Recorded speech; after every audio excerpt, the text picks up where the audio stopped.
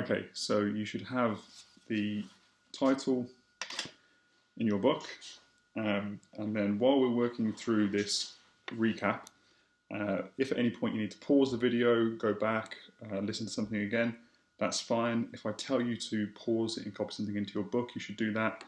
Also, if I tell you to pause it and answer a question, you also need to do that. And it only really works if you actually do that. All right, so let's get started. So right from the start, we can just do a quick recap of how ionic compounds form. So you know sodium, 1 electron in its outer shell, chlorine, 7 electrons in its outer shell. When it forms an ionic compound, 1 electron transfers from the outer shell of sodium to chlorine. Okay, and then the result is that we have a sodium ion which has lost this electron, so there's no longer an electron in the outer shell, and because it's lost that electron, it's going to have a positive charge. And then the chlorine atom has gained 1 electron, so it's still got the 7 electrons it had before, but now it has also gained this 1 electron from sodium, and because it's gained 1 electron, it's going to have a negative charge. Okay, so what we can see is that when we have sodium chloride here, we write it as NaCl, but really what we mean when we write that is that it's got 1 sodium ion and 1 chloride ion. Okay, so you need to look at this formula and think to yourself, right, inside there I have a sodium ion and a chloride ion. And that's the same for all ionic compounds. So if we think about something else like lithium fluoride, okay, really what we're talking about here is, well, lithium's in group 1, so it's going to be a lithium plus ion, and fluorine is in group 7, so it's going to be an F minus fluoride ion. Okay, and we can do this for different numbers inside the ionic compound. So if we had something like magnesium chloride, okay, well, magnesium is in group 2, so we're going to have an Mg2 plus ion, and chlorine is in group 7, so we're going to have Cl minus ions. Okay, and this 2 here means that for every 1 magnesium we have 2 chlorides. Okay, so we could write down the contents of this ionic compound as Mg2 plus and 2 Cl minus ions, because these are both the same. There's 2 of them, we say 2 Cl minus ions. And you can see that this 2, which is down here as a subscript, in front of the ion. Okay, so we can carry on. Actually, before we carry on, pause it there, make a note of that in your book. Okay, now you've got that in your book, we're going to move on to think about, so often in the chemical equations we'll have something like 2 NaCl. So what does this 2 mean? Well, it means that there's 2 of them. So we don't just have NaCl, we have NaCl twice.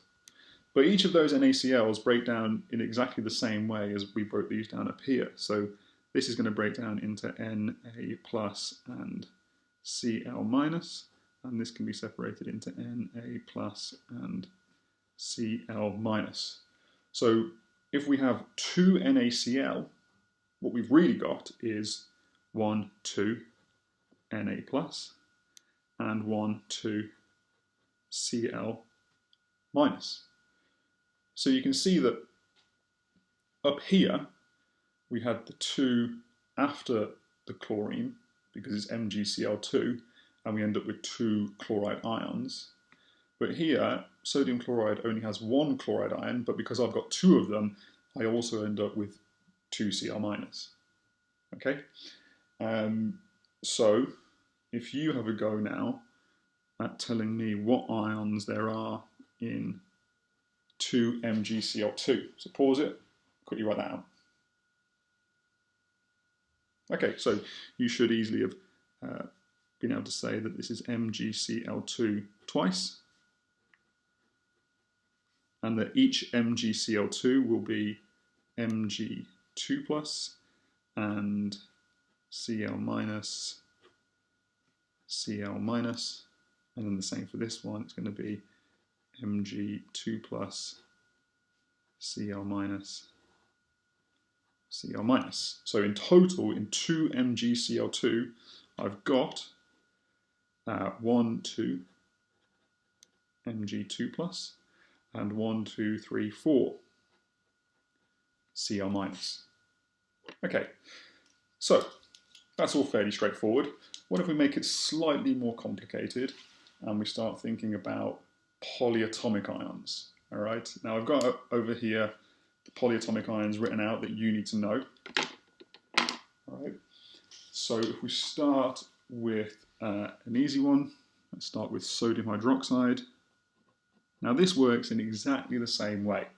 All it is that instead of having a negative ion, which is one atom, we've now got a negative ion, which is more than one atom. But the charge applies to both atoms. So you need to see this as one thing all together with a negative charge on it.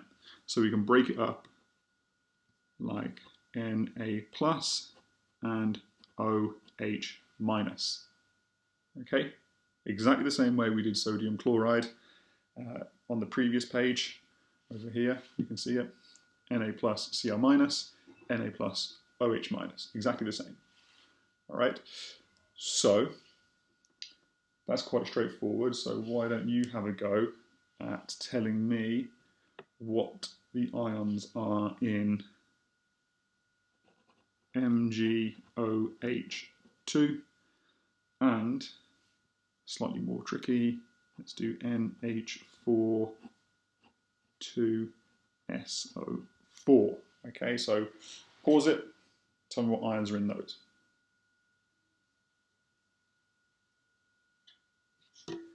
Okay, so you should have here magnesium still in group 2, so it's Mg2+, and now we've got the 2 comes after our OH, so we know we've got 2 of those. Okay, or we could write it out as Mg2+ and 2OH minus. And over here, this is ammonium sulfate. We've got the ammonium is going to be NH4+, but I've got 2 of them because there's a little 2 here. So another NH4+, and my sulfate, SO4 2-. So what I've really got is 2 NH4+ and SO4 2-. Okay, now before we move on, you'll notice that I've got a star up here next to sulfate. Okay, and the reason I've got that up there is that I do not want you to confuse that. Okay, don't confuse with sulfide. Okay, so sulfide would be a compound that has sulfur in it. Sulfate is a compound that has SO4 2-. Okay, now, so you need to be really careful looking when you read the question, that you read it very carefully. All right, next. So, under what conditions will ionic compounds separate into ions? Because it won't always happen. Okay, so you'll see here that I've got a few different pictures of particles in different states. You should be able to identify which states they are. This here, of course, is the solid state. And you know that in the solid state, we have ions in an alternating pattern, like so. And those particles, all they do is they vibrate in a fixed position. Okay, so they don't move around. And because they don't move around, they cannot be separated. So, if the ionic compound is a solid, it cannot separate into ions. All right. So if I was now to write,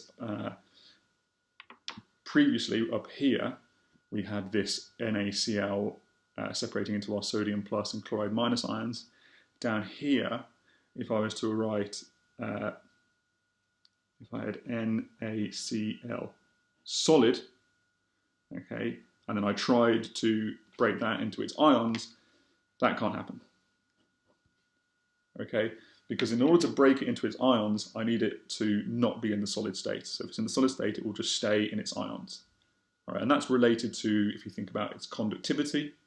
So in the solid state, it can't conduct electricity, and that's because the ions can't move. Right, now, if I was to turn it into a liquid,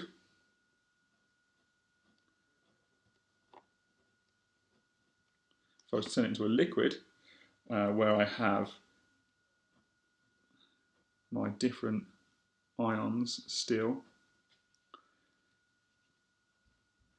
like so, now you can see that the ions, you know that when you turn from a solid to a liquid, the particles now are able to move past each other. Okay, and that's what's happening in here. So the positive ions and the negative ions are able to move around. All right, and that means that they are separated.